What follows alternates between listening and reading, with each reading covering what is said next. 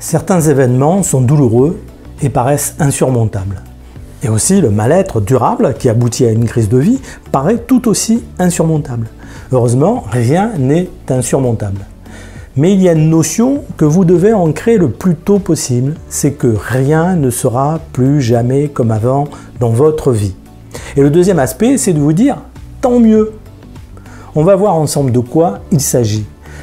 Chaque fois qu'une situation difficile se présente à vous, elle amène un changement. Ce changement peut être majeur si l'événement est majeur, au moins au niveau de la perception et de l'interprétation que vous en avez. Et ce changement va impacter votre vie de deux façons.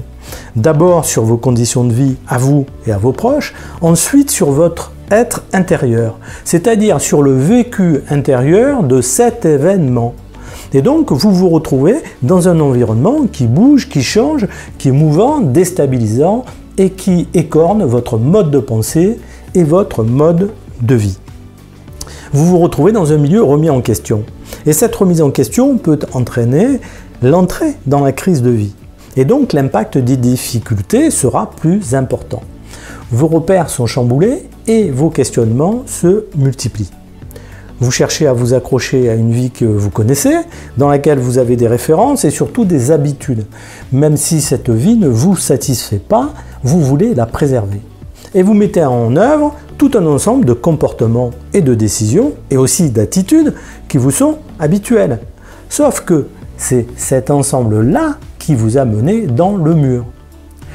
Logiquement, les situations difficiles sont inhabituelles, donc elles nécessitent une prise en compte inhabituelle. Il vous faut trouver de nouvelles modalités pour régler vos problèmes.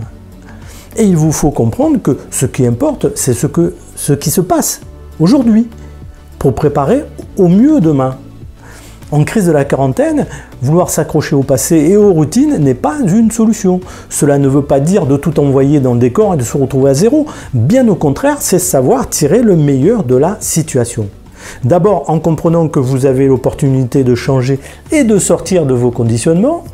Ensuite, en mettant en œuvre des modes de pensée nouveaux et des solutions nouvelles pour continuer à vivre sans souffrance.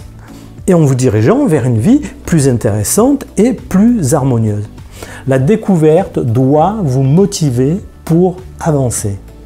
Il s'agit de la découverte de vous et du monde dans lequel vous évoluez.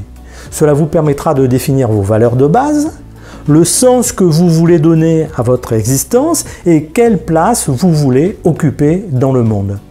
Pour y parvenir, il vous faut d'abord intégrer que face à une vie qui ne fonctionne plus, pour cause d'éléments déclencheurs ou bien de mal-être profond et ancien, eh bien plus rien ne sera jamais comme avant. À partir de ce constat, vous pouvez avancer, tracer votre route et prendre les décisions en accord avec la vie que vous voulez vivre.